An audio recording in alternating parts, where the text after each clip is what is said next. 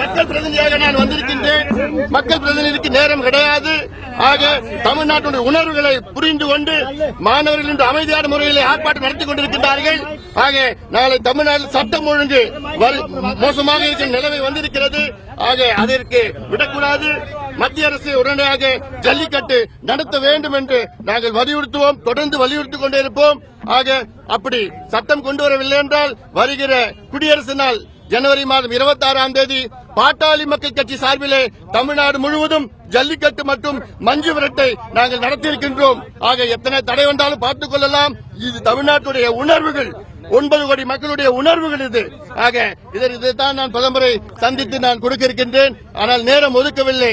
அது மட்டுமல்ல, தமிழ்நாட்டின் முதலமைச்சர் இங்கே வந்து பிரதமரை சந்தித்து மௌனமாக சென்றிருக்கின்றார். ஆக அந்த முதலமைச்சர் தமிழ்நாட்டில் முதலில் அனைத்து கட்சி கூட்டத்தை கூட்டியிருக்க வேண்டும். அனைத்து எம்எல்ஏ எம்பிக்கள் இங்கே பிரதமரை சந்தித்து வலியுறுத்தியிருக்க வேண்டும். அதில் தவறிவிட்டால் ஏதோ ஒரு சம்பிரதாயத்துக்காக முதலமைச்சர் அவர் இங்கு வந்து சென்றிருக்கின்றார். வருகின்ற 26ஆம் தேதி குடியரசு நாள் அன்று அப்படி அதற்குள் அவசர சட்டம் வரவில்லை என்றால் தடையை மீறி தமிழ்நாடு முழுவதும் பாட்டாளி மக்கள் கட்சி ஜல்லிக்கட்டு மற்றும் மஞ்சு விரட்டு நடத்துவோம் என்று இன்றைக்கு நான் தெளிவுபடுத்தியிருக்கின்றோம். We want an ordinance immediately for Jallikattu for Tamil Nadu. These are sentiments of 9 crore people of Tamil Nadu. 5,000 years we have been following Jallikattu. Suddenly if some law can't just cancel everything and say ban everything.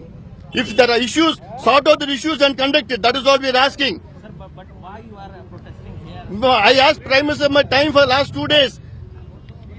My sisters and brothers in Tamil Nadu are protesting in a silent way. And I want to express their sentiments to the Prime Minister. As a member of Parliament, 2 days he is not giving time. Then he is asking me to meet the Home Minister. What has the Home Minister got to do with this? So this is not only my anger and anguish. This is the anguish of lakhs and lakhs of youngsters who are coming to the roads and protesting in a peaceful manner.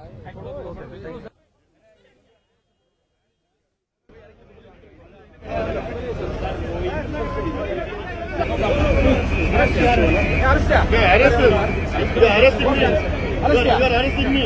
No, you tell me you are arresting me. Are you arresting me?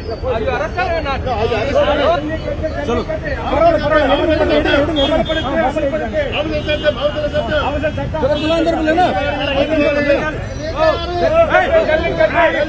Jallikattu.